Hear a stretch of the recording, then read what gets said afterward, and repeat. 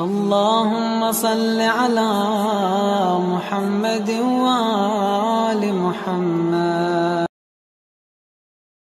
الذين آمنوا وعملوا الصالحات وتواصوا بالحق وتواصوا بالصبر. الله أكبر. سبحان ربي العظيم وبحمده سبحان الله. رب صل على محمد وآل محمد. سمع الله لمن حمده. الحمد لله رب العالمين. الله أكبر. سبحان ربي الأعلى وبحمده سبحان الله. اللهم صل على محمد وآل محمد. الله أكبر. أستغفر الله ربي وأتوب إليه. الله أكبر. سبحان ربي الأعلى وبحمده سبحان الله. اللهم صل على محمد وآل محمد. الله أكبر. بحول الله وقوته أقوم وأقول. بسم الله الرحمن الرحيم. الحمد لله رب العالمين الرحمن الرحيم مالك يوم الدين. إياك نعبد وإياك نستعين. اهدنا الصراط المستقيم صراط الذين أنعمت عليهم غير المغضوب عليهم ولا الضالين. بسم الله الرحمن الرحيم. قل هو الله أحد الله الصمد لم يلد ولم يولد ولم يكن له كفوا أحد. وكذلك الله ربي. الله أكبر. اللهم صل على محمد وآل محمد. ربنا آتنا في الدنيا حسنة وفي الآخرة حسنة وقنا عذاب النار. ربنا لا تزغ قلوبنا بعد إذ هديتنا وهب لنا من لدنك رحمة إنك أنت الوهاب برحمتك يا أرحم الراحمين. الله أكبر. سبحان ربي العظيم وبحمده سبحان الله. رب صل على محمد وآل محمد. سمع الله لمن حمده. الحمد لله رب العالمين. الله أكبر. سبحان ربي الأعلى وبحمده سبحان الله. اللهم صل على محمد وآل محمد. الله أكبر.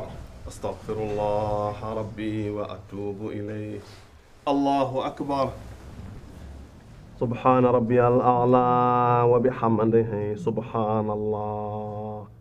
اللهم صل على محمد وآل محمد. اللهم يا لطيف ارحم عبدك الضعيف برحمتك يا أرحم الراحمين. الله أكبر. بسم الله الحمد لله وخير الأسماء الحسنى كلها لله. أشهد أن لا إله إلا الله وحده لا شريك له وأشهد أن محمدا عبده ورسوله. اللهم صل على محمد وآل محمد. السلام عليك أيها النبي ورحمة الله وبركاته. السلام علينا وعلى عباد الله الصالحين. السلام عليكم ورحمة الله وبركاته. الله أكبر. الله أكبر. الله أكبر. إن الله وملائكته يصلون على النبي.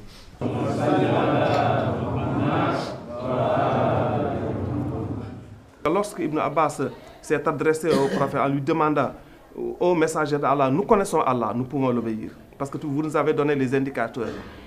Nous vous connaissons parce que c'est vous le messager, nous croyons en vous. Mais notre problème, c'est de pouvoir identifier ces détenteurs de la chose-là auxquels Allah nous demande d'obéir. Qui sont ces gens-là? Le prophète, dans sa réponse, lui dit que ce sont les détenteurs de ma connaissance. Ceux qui vont détenir ma connaissance, le secret de la prophétie.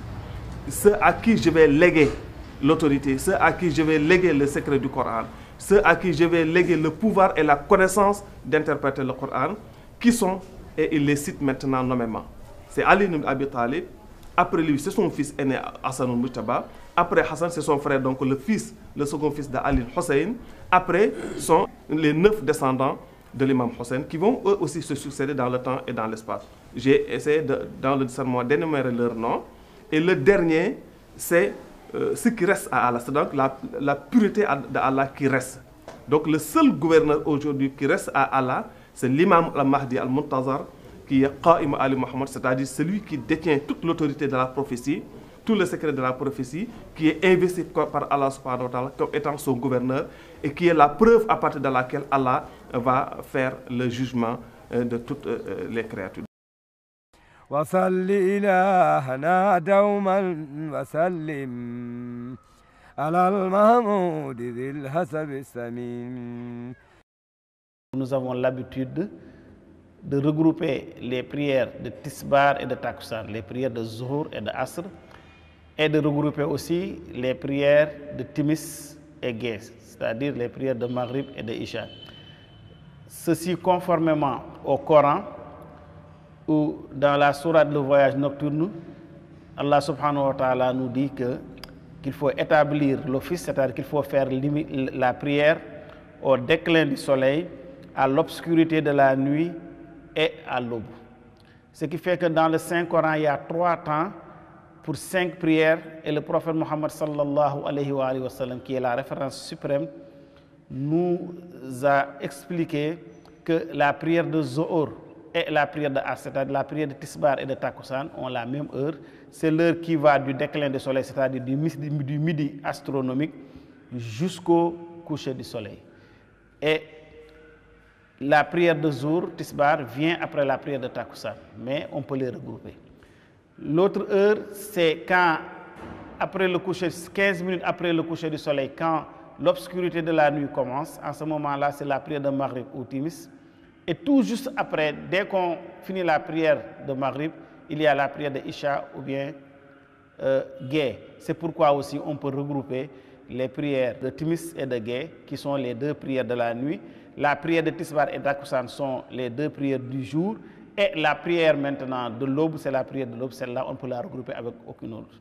Et le prophète Mohammed sallallahu alayhi wa sallam, à l'unanimité de tous les savants musulmans, regroupé les derniers instants de sa vie à Médine, les prières de Tisbar et Takussan et les prières de Timis et de Ghe. Et quand ses compagnons lui demandaient la raison, il leur disait tout simplement qu'il faut accepter les facilités que Dieu nous a accordées, qu'il arrivera un temps où, si on rend l'islam trop difficile, les gens auront des difficultés de la pratique ou bien ils vont même l'abandonner. أنا وأبي ووالدتي وشيخي ما الله بربي بالأموم. Quand nous exécutons les prières, que ce soit les prières obligatoires ou bien les prières surrogatoires, communément appelées nafila, à la 2e raka, après avoir fini la récitation de la Fatiha et de la sourate qui suit, nous levons nos mains au ciel devant le visage pour faire une invocation. C'est cette invocation-là qu'on appelle le khunut. Les autres musulmans le font, certains seulement à la prière du matin et d'autres seulement à la prière de witr, de Safar witr. Mais chez nous, donc les chiites, nous le faisons systématiquement dans toutes les prières, que ce soit des prières obligatoires ou bien des prières de nafila. C'est une forte recommandation du prophète Mohammed sallallahu alayhi wa sallam. Et c'est sa sunna, c'est sa pratique, c'est exactement ce qu'il faisait, selon ce qui a été rapporté par les membres infaillibles de sa famille, les Ahlul Bayt. Et l'importance de cette invocation, c'est que c'est dans la position de prière que l'homme est le plus proche de son Seigneur. كفاتكم آية القرآن مدحا بأنكم على خلق عظيم. Pour que la prosternation soit valable, il faut que le front soit posé sur la terre, ou bien quelque chose qui provient de la terre mais qui n'est pas comestible, qu'on ne peut pas manger, ou bien qu'on ne peut pas aussi utiliser pour faire des habits. Donc c'est quoi? C'est la terre, le sol, toutes les roches naturelles, les roches sédimentaires, métamorphiques, magmatiques et leurs dérivés, plus aussi tout ce qui pousse à partir de la terre, donc tous les produits des arbres, de tout ce qui se pousse sur la terre, sauf maintenant, tous les produits des plantes, sauf ce qu'on peut manger, ou bien ce qu'on peut utiliser pour faire des habits. C'est pourquoi nous ne faisons pas la prosternation directement sur les tapis de ce genre, ni sur les tapis en matière plastique, mais nous faisons la prosternation directement sur les nattes qui sont faites avec des feuilles d'arbres ou bien des écorces d'arbres. بآيات من القرآن تهدي وتردي كل شيطان رجيم.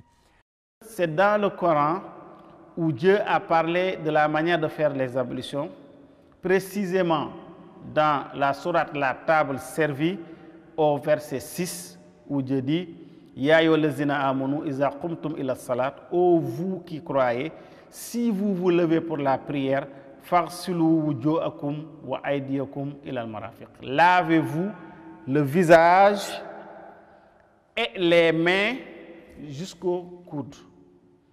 Wamsa'u bi ru'usikum wa arjulakum illa ka'bayn.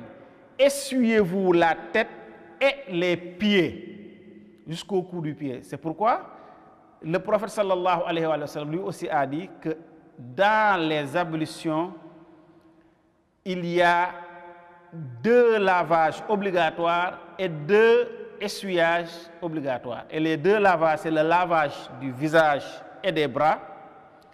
Et les 2 essuyages, c'est l'essuyage de la tête et des pieds.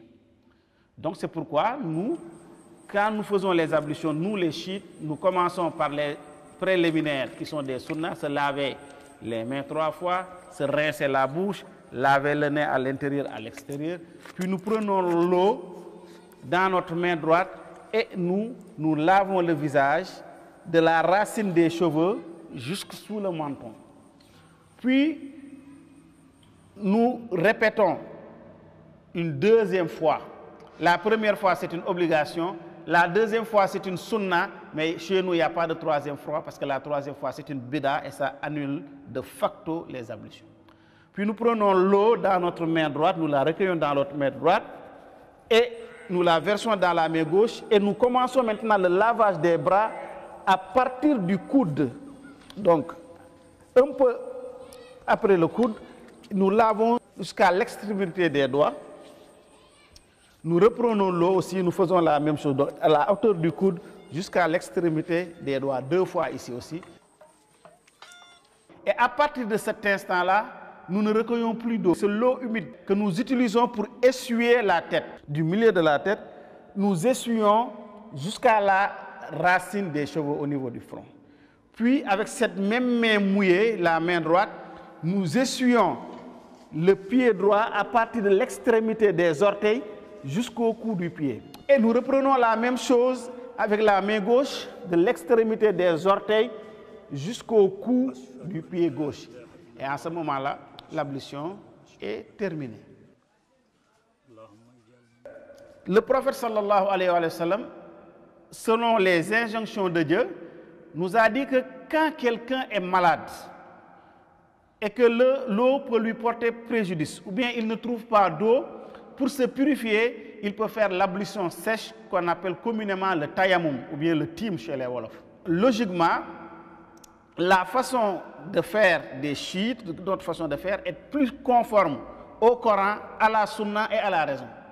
Parce que, tout simplement, ce sont les parties qu'on doit obligatoirement laver pendant l'ablution, qu'on essuie pendant le tayammum, et les parties maintenant qu'on devait essuyer, on laisse tomber. Ce qui fait que donc, dans les ablutions, les parties obligatoires à laver chez nous seront le visage et les bras jusqu'aux mains. Donc voilà, mais cela n'empêche pas que chez nous aussi, on ne fait pas les ablutions sur une peau sale ou bien une peau où il y a des impuretés. Si la peau est sale, si les pieds sont sales ou bien le visage ou bien les mains, avant de faire l'ablution, nous les lavons. Il faut d'abord systématiquement les laver et les sécher avant de faire l'ablution là-dessus. اللهم صل على محمد وآل محمد.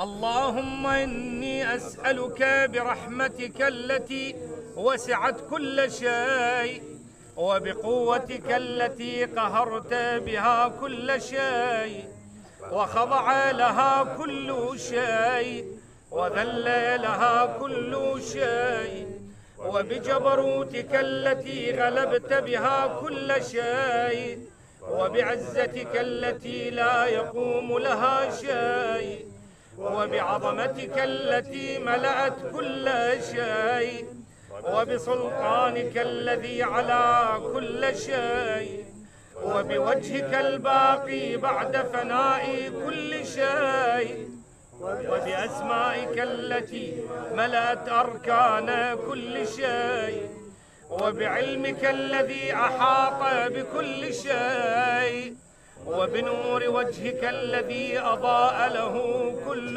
شيء. Cette prière qui est connue sous le nom de Dua Kumail, c'est-à-dire la prière de Kumail, c'est une prière que l'imam Ali a hérité de notre prophète Mohammed sallallahu alayhi wa sallam. Il a eu à donner ça, à confier ça à un de ses disciples qui lui était très fidèle, Kumail ibn Ziyad. Imam Ali alayhi salam lui a donné cette prière en lui disant: Kumail, si tu peux, récite cette prière chaque jour. Et si tu ne peux pas la réciter, la lire chaque jour, il faut la lire chaque semaine. Et si tu ne peux pas, il faut le faire chaque mois. Sinon, il faut la faire chaque année.